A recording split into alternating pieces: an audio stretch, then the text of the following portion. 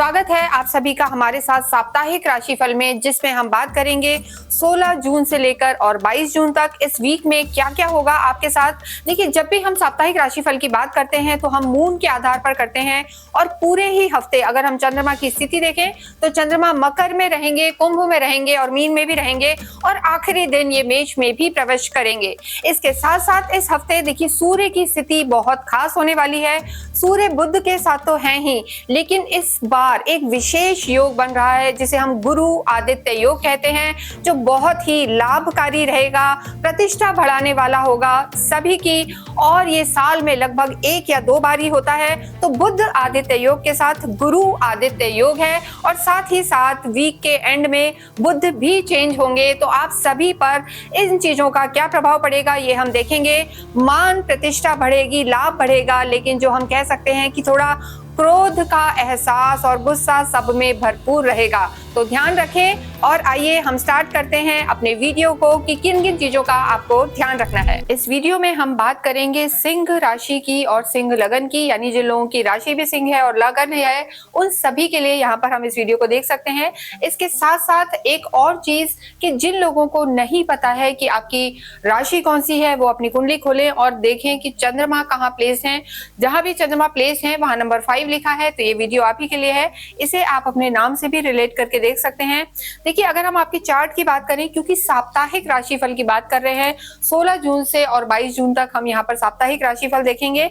और इसके साथ यहाँ पर फर्स्ट हाउस में आपके केतु मंगल है, आपके 7th हाउस में राहु है, अष्टम में आपके शनि है, ढैया चल रही है सिंह राशि पर, भाग्य में शुक्र है और आपके 11वें भाव में यहाँ पर 3-3 जो रहेंगे त्रिग्रही योग बना हुआ है, यानी गुरु बुध और सूर्य। जैसे हमने शुरू में बताया था कि बुध आदित्य योग तो आपने सुना होगा, लेकिन यहाँ पर उसके साथ साथ गुरु आदित्य योग बना हुआ है जो बहुत ही विशेष है और बहुत लंबे समय बाद लगभग आता है, साल में 1-2 बार आता है।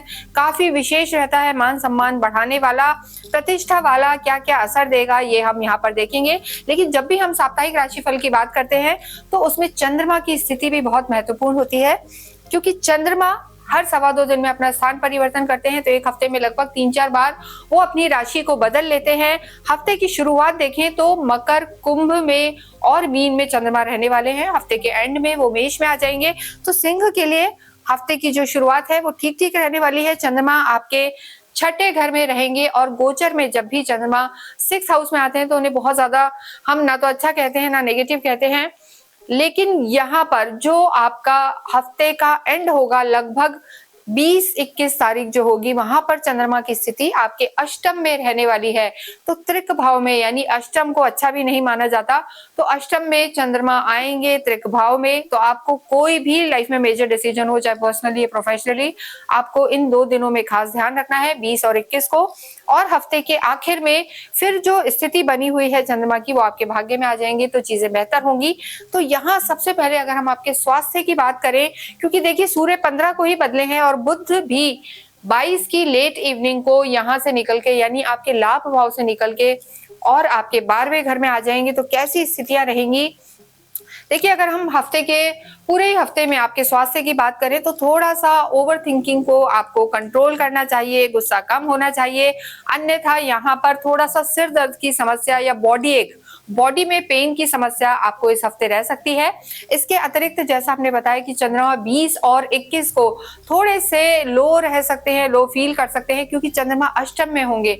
तो थोड़ा उस समय यानी 20-21 को आपको अपनी हेल्थ का ज्यादा ध्यान रखना है, मानसिक रूप से भी और फिजिकल लेवल पे भी थोड़ा सा लो फील कर सकते हैं, चोट वोट लग सकती है। ढैया भी चल रही है, क्योंकि देखिए केतु और मंगल आपकी लगन में ही है, दोनों आपकी राशि से ही गोचर कर रहे हैं। तो ऐसे में कहीं ना कहीं मानसिक तनाव या सिर दर्द की समस्या रह सकती है, तो बहुत ध्यान रखें। इसके अतिरिक्त अगर आपकी कुंडली में ग्रहों की स्थिति ज्यादा अच्छी है या ज्यादा खराब है, उस पर भी आपका स्वास्थ्य बहुत कुछ डिपेंड करेगा। नेक्स्ट हम यहाँ पर बात करते हैं आपकी लव लाइफ की। लव लाइफ की जब हम बात करते हैं तो 5th हाउस को देखा जाता है काल पुरुष की कुंडली से, 5th हाउस को। यहाँ पर जो आपके लॉर्ड है गुरु बनते हैं और गुरु इस समय हमने बताया कि गुरु की स्थिति काफी अच्छी है। गुरु इस समय ग्रहों के राजा सूर्य के साथ रहेंगे पूरे ही हफ्ते, जो खुद भी गुरु है, यानी गुरु और जो राजा का एक संयोग बन रहा है, ये आपके लिए काफी काफी अच्छा है। यानी एक तरीके से हम कहेंगे आपकी लव लाइफ में जो आपकी इच्छाएं हैं, मनोकामनाओं को पूरा करने वाला होगा। तो लव लाइफ यहाँ पर सिंह राशि की पूरे ही हफ्ते बहुत अच्छी रहने वाली है, लेकिन थोड़े से क्रोधी स्वभाव के होते हैं और सूर्य की भी दृष्टि है, बुध की भी है, गुरु की भी है। तो ऐसे में आपको देखिए जो ओवरऑल चीजें रहेंगी, गुरु और सूर्य का योग धैर्य भी देगा, पेशेंस भी देगा, बहुत अच्छा तालमेल बिठाएगा। उसका बहुत बड़ा रीजन है कि आप खुद सूर्य हैं और आपके जो लवर है, फ्रेंड है या जो भी पार्टनर होंगे वो स्वयं गुरु है। तो कहीं ना कहीं केंद्र और लक्ष्मी जो स्थान है उनका योग हो रहा है, तो राजयोग बनता है। तो ऐसे में लव लाइफ यहाँ पर बहुत अच्छी नजर आ रही है। लेकिन चंद्रमा भी इंपॉर्टेंट होते हैं, तो आपको 20 और 21 तारीख को वहां भी ध्यान रखना है, आर्ग्यूमेंट्स में नहीं जाना है, ओवर थिंकिंग नहीं करनी है, अन्यथा यहाँ पर चीजें आपकी बहुत अच्छी नजर आ रही हैं। नेक्स्ट हम यहाँ पर बात करते हैं आपके वैवाहिक जीवन की। वैवाहिक जीवन की जब भी हम बात करते हैं तो देखिए 7th हाउस को देखा जाता है, राहु विराजमान है यहाँ पर, और हमने पहले भी बताया है कि केतु मंगल का अंगारक योग भी है, तो थोड़ा सा अग्नि तत्व बढ़ा हुआ है। और जब भी राहु भी 7th हाउस में आते हैं तो वैवाहिक जीवन में बहुत अच्छे फल नहीं देते। बेशक आपके काम के लिए अच्छे हैं, लेकिन यहाँ पर आपको अपने गुस्से को कंट्रोल करना है, वाणी का ध्यान रखना है, क्योंकि 22 तारीख को जो बुध भी है वो भी आपके जो है 12वें घर में चले जाएंगे। तो वैवाहिक जीवन में सिंह राशि वालों को हम कहेंगे कि विशेष ध्यान रखें। उसमें भी 20-21 तारीख को यहाँ पर बहुत ज्यादा ध्यान रखने की जरूरत है, आर्ग्यूमेंट्स में नहीं जाना है।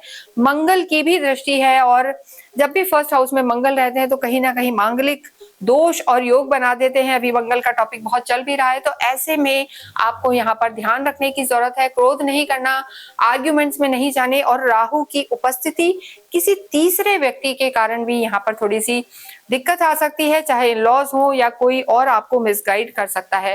तो यहाँ पर वैवाहिक जीवन के लिए पूरे ही हफ्ते ध्यान रखें, स्पेशली 20 और 21 को। जब भी वैवाहिक जीवन में दिक्कत आती है, हमने पहले भी बताया था, तो गौरी शंकर रुद्राक्ष धारण करना बहुत ज्यादा लाभकारी होता है, शुभ रहता है। और आपको गौरी शंकर रुद्राक्ष या तो आप धारण कर सकते हैं, दोनों ही, या आप अपने घर के मंदिर में भी उन्हें विराजमान कर सकते हैं। शिव पार्वती का आशीर्वाद आपके साथ बना रहेगा। यहाँ नीचे नंबर्स दिए हुए हैं, आप चाहें तो इसे हमारी साइट से भी ले सकते हैं, क्योंकि वहां पर हम इसे आपको पूरी तरीके से एनर्जाइज करके देंगे और ऑथेंटिक गौरी शंकर रुद्राक्ष आपको विद सर्टिफिकेशन मिलेगा। तो आप अवश्य सिंह राशि, सिंह लगन वाले इसे अवश्य धारण करें या अपने घर के मंदिर में इन्हें सम्मान पूर्वक विराजमान करें। नेक्स्ट यहाँ पर हम बात करेंगे आपके कर्म क्षेत्र की। कार्य की बात करते हैं तो कार्य क्षेत्र यहाँ पर अच्छा है। आपके कर्म क्षेत्र के जो स्वामी हैं भाग्य में हैं और स्थितियां बेहतर हैं। राहु की भी जो स्थिति है वो देखिए आपको काफी मान सम्मान दिलवा सकती है। सूर्य की स्थिति भी बहुत अच्छी है, गुरु आदित्य योग, बुध आदित्य योग बना हुआ है।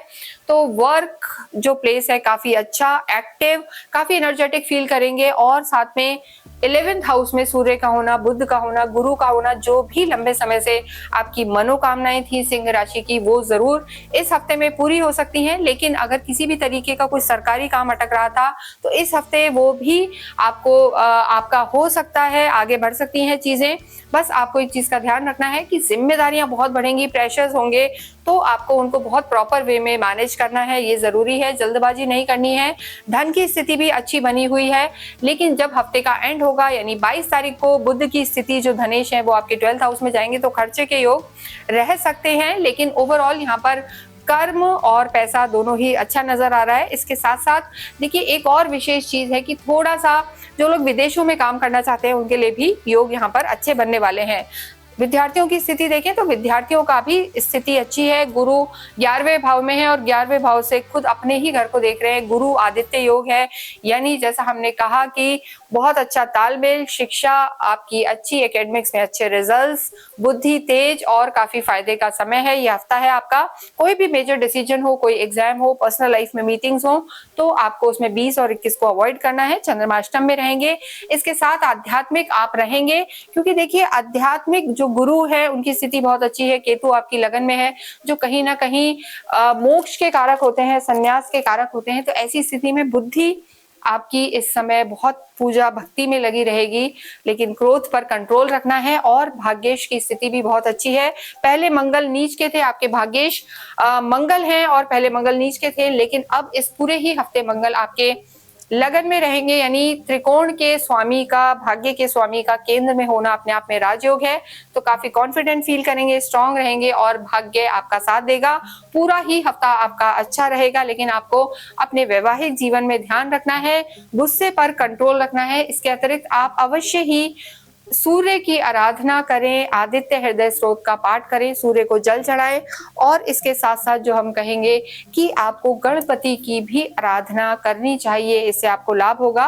और शिव परिवार पर आप जल चढ़ाएं। इसके अतिरिक्त अगर आपकी कोई क्वेरी है तो आप हमसे संपर्क कर सकते हैं किसी भी इम्पोर्टेंट काम के लिए। जब आप बाहर जाएं, थोड़ा सा गुड़ खा के जाएं और अवश्य ही कमेंट बॉक्स में ओम सूर्याय नमः, ओम भास्कराय नमः लिखें। Thank you.